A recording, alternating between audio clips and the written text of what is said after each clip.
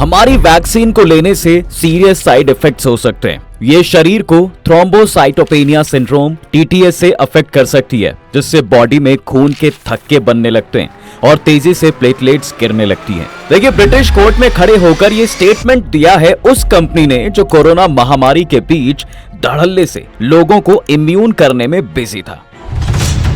Vaccine maker AstraZeneca, which made Covishield in this country through Serum Institute, is in the eye of a storm after it admitted in court that a COVID-19 vaccine could lead to a rare side effect of blood clotting and low platelet count. जी हाँ, साल 2021 में जब corona virus peak पर था और भारत में लोगों को बचाने के लिए हाहाकार मच गया था, तब यही कंपनी आगे आई और इसने वैक्सीन बनाकर करोड़ों लोगों को बचाने का दावा किया।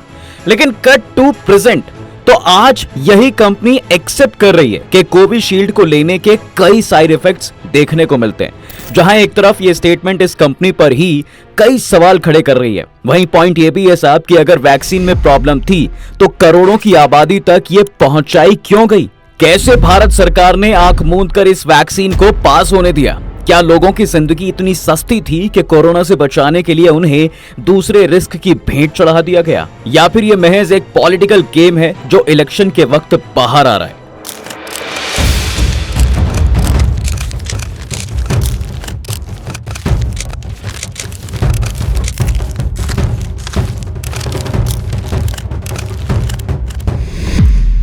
देखिए, किसी भी सिक्के के दो पहलू होते हैं और उन्हें समझे बिना सीधे ये नहीं कहा जा सकता कि पूरी वैक्सीन ही गलत थी या ये किसी सोची समझी साजिश के तहत प्लान किया गया था। हाँ, ये जरूर सच है कि खुद ये कंपनी कोर्ट में बयान दे रही है कि इस वैक्सीन से शरीर के किसी हिस्से में खून जमाने वाला रेयर साइड इफेक्ट हो सकता है, लेकिन ये भी झुटलाया नहीं जा सकता कि ऐसा होने के चांसेस बेहद कम है। अपने रिसेंट बयान में भी कंपनी ने यही दावा किया है कि ऐसे केसेस रेयर होते हैं। अब आप ये भी सोच रहे होंगे कि भाई आखिर इतने साल बाद ही क्यों इस मामले को खोदा गया है, वो भी तब जब देश में इलेक्शन चल रहे हैं और पॉलिटिकल मुद्दा काफी गर्म है। वेल, इसकी ग्राउंड रियलिटी ये है कि कोविशील्ड को लेकर शुरू हुई ये कंट्रोवर्सी आज की नहीं बल्कि 1 साल पुरानी है और इसकी शुरुआत हुई थी यूके के उस एक केस से जिसने परत दर परत कोविशील्ड की सारी डिटेल्स लोगों के सामने खोल कर रख दी। दरअसल साल 2021 में हुआ ये था कि यूके के एक सिटीजन जैमी ने कोविशील्ड की डोज लगवाई थी, लेकिन इसके बाद ही उनकी हालत इतनी खराब होने लगी कि एक तरफ इलाज के लिए कई बार उन्हें हॉस्पिटल के चक्कर काटने पड़े, वहीं टेस्ट में पाया गया कि उन्हें vaccine induced immune thrombotic thrombocytopenia VITT नाम की बीमारी हो गई है, जिससे उनके दिमाग में ब्लीडिंग हुई, खून का थक्का जमा और ब्रेन स्थायी रूप से डैमेज हो गया। अब इस जानकारी के बाहर आते ही जाहिर था कि उनकी बीवी चुप नहीं बैठी। उन्होंने जैमी स्कॉट के साथ हुई इस नाइंसाफी के खिलाफ बगावत छेड़ दी और यूके कोर्ट तक पहुंच गई। वहां उन्होंने केस दर्ज करवाया और अपना पक्ष रखते हुए ये बताया कि कैसे उनके बच्चों के पिता वैक्सीन लेने के बाद फिर कभी दोबारा काम पर नहीं लौट सके। हालांकि तब जैमी की बीवी के इन सभी दावों को एस्ट्राजेनेका कंपनी ने एक सिरे से नकार दिया था और ये कहा था कि वैक्सीन के इस्तेमाल से VITT बीमारी नहीं हो सकती, लेकिन उनकी बीवी नहीं मानी और वो केस लड़ती रही। उनके वकीलों ने तो कोर्ट को ये तक बताया कि एस्ट्राजेनेका की वैक्सीन डिफेक्टिव है और इसके इफेक्ट को बहुत बढ़ा चढ़ाकर बताया गया है। यही नहीं, वैज्ञानिकों ने मार्च 2021 में पहली डोज दिए जाने की शुरुआत में भी ये बात कही थी कि वैक्सीन से इस तरह की प्रॉब्लम आ सकती है, लेकिन तब कंपनी नहीं मानी। लोगों को तब भी ये बातें इतनी सीरियस नहीं लगी थी और ऐसे ज्यादा मामले भी देखे नहीं गए थे जहां लोगों के साथ ऐसा हुआ हो। लेकिन अब जाकर एस्ट्राजेनेका इस बात को मान रही है। फरवरी 2024 में यूके की एक अदालत में जमा किए गए डॉक्यूमेंट्स में पहली बार एस्ट्राजेनेका ने यह कहा है कि कोविशील्ड बहुत ही कम यानी रेयर केस में TTS का कारण बन सकती है। जाहिर था ये जैमी और ऐसे ही दूसरे लोगों के लिए एक बहुत बड़ी जीत थी, इसलिए इस पर उन्होंने जवाब दिया कि हेल्थ एक्सपर्ट्स ने तो ये काफी पहले मान लिया था कि VITT की बीमारी वैक्सीन के चलते होती है, लेकिन एस्ट्राजेनेका को ये मानने में 3 साल लग गए। हमें, हमारे परिवार और दूसरे अफेक्टेड हुई फैमिलीज के लिए माफी चाहिए और इसी के साथ हमारी जरूरत सही मुआवजे की भी है। इस पूरे केस में सच हमारे साथ है और हम हार नहीं मानेंगे। अब इस केस में आगे शायद जैमी को इंसाफ मिल जाए, लेकिन आप ये भी जान लें कि जब ब्रिटेन में कोविशील्ड को लेकर जब इस तरह के केसेस सामने आए थे तभी इसे बंद कर दिया गया था। बाजार दुकानों से इसे हटा दिया गया था और यह सुझाव दिया गया था कि 40 साल से कम उम्र के लोगों को दूसरी किसी वैक्सीन का भी डोज दिया जाए। ऐसा इसलिए क्योंकि एस्ट्राजेनेका की वैक्सीन से होने वाले नुकसान कोरोना के खतरे से ज्यादा थे और इस पर पूरी रिसर्च होने तक गवर्नमेंट इसे लोगों को नहीं देना चाहती थी। अब रिपोर्ट के मुताबिक जिन लोगों ने ये वैक्सीन ब्रिटेन में ली थी उनमें से तो 163 लोगों को सरकार ने मुआवजा दिया था और इन सब के परिवार में वैक्सीन के सेवेयर साइड इफेक्ट्स देखे गए थे और इन सब ने एस्ट्राजेनेका की वैक्सीन ही लगवाई थी। अब जब ब्रिटेन ने इतना बड़ा कदम उठाया तो ये सवाल आपके मन में भी आ रहा होगा कि भारत में क्यों फिर इस वैक्सीन को धड़ल्ले से लगवाया गया, क्यों हमारे देश में इसे बंद नहीं किया गया? क्या सच में ये इतनी खतरनाक थी और क्या अब भी इसके साइड इफेक्ट लोगों को हार्म कर सकते हैं? वेल, इसे केवल भारत में ही नहीं बल्कि बांग्लादेश, म्यांमार और नीदरलैंड्स जैसे कई बाकी देशों में भी लगवाया जा रहा था। और ऐसा नहीं है कि इस वैक्सीन से लोगों में हार्ट अटैक और दूसरे हेल्थ इश्यूज के चांसेस बढ़ते हैं, बल्कि एस्ट्राजेनेका ने यह कहा है कि लाखों लोगों में कोई एक केस ऐसा हो सकता है साहब जिसमें ऐसी कंडीशन देखी जाए। ब्रिटेन में मरने वाले ऐसे लोगों का आंकड़ा 163 है और ये वो केसेस हैं जिन्हें सबसे पहले रजिस्टर किया गया था। वहीं भारत में ऐसे केसेस बहुत कम देखने को मिले। कुल 26 ऐसी मौतें थीं जिनका जिम्मेदार कोविशील्ड को बताया गया था।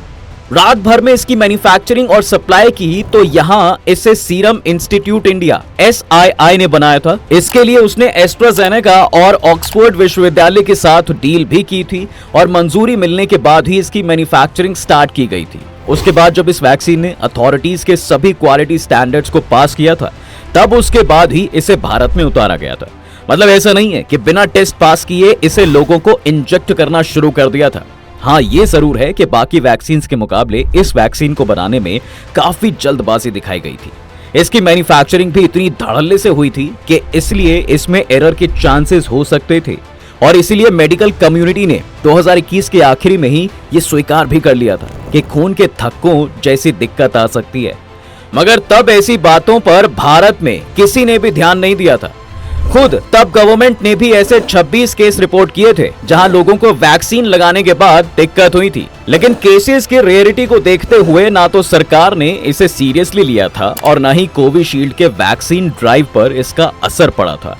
इस पर तब सीरम इंस्टीट्यूट से भी ऐसे कोई बयान नहीं आए थे कि वैक्सीन में किसी तरह की कोई परेशानी हो, बल्कि मोदी सरकार तो खुद लोगों को प्रोत्साहित करते आई कि वो जाएं और वैक्सीन लगवाएं। इसके अलावा इंडिया ने बांग्लादेश और मालदीव्स तक भी ये वैक्सीन डोजेस पहुंचाई थी। ऐसे में कहा जा सकता है साहब कि ब्रिटेन ही नहीं बल्कि भारत में भी इस वैक्सीन को अर्ली साइंस को इग्नोर करते हुए लगाया गया था। हालांकि ब्रिटेन ने तो कुछ वक्त बाद इसे बंद कर दिया, लेकिन भारत में इस वैक्सीन के सहारे वैक्सीनेशन ड्राइव को जारी रखा गया, जो कि कहीं ना कहीं लापरवाही ही थी। हाँ, पर इसका यह मतलब भी नहीं है कि 145 करोड़ की आबादी को इंडियन गवर्नमेंट और हमारे मेडिकल डॉक्टर्स ने यूं ही खतरे में डाला। दरअसल वैक्सीन कोई भी हो, उसमें रेयर साइड इफेक्ट्स होते ही हैं। कोविशील्ड भी ऐसे ही रेयर साइड इफेक्ट्स के साथ आई थी और इसका सबसे बड़ा साइड इफेक्ट ब्लड क्लॉटिंग का था, जो 4 से 42 दिनों के बीच दिखाई दे रहा था। जिन लोगों को इससे अफेक्ट पड़ना था उन्हें उस दौरान ऐसी परेशानी आई भी, लेकिन अब कई साल बाद इसके साइड इफेक्ट देखने के कोई चांस नहीं है। जो लोग ऐसा सोच रहे हैं ये बस उनका डर है। खुद न्यूरो सर्जन डॉक्टर विकास कुमार कहते हैं कि साइड इफेक्ट का खतरा 10 लाख लोगों में से 3 से 15 को ही होता है। इनमें भी 90% ठीक हो जाते हैं। इसमें मौत की आशंका सिर्फ 0.00013% ही है, यानी 10 लाख में से 13 को साइड इफेक्ट है, तो इसमें से जानलेवा रिस्क सिर्फ 1 को ही होगा। जिस TTS के चलते खून का थक्का जमता है, इसके केस कोविड वैक्सीन लगने से पहले भी आ रहे थे, इसलिए ये नहीं कह सकते कि कोविशील्ड के कारण ऐसा हुआ।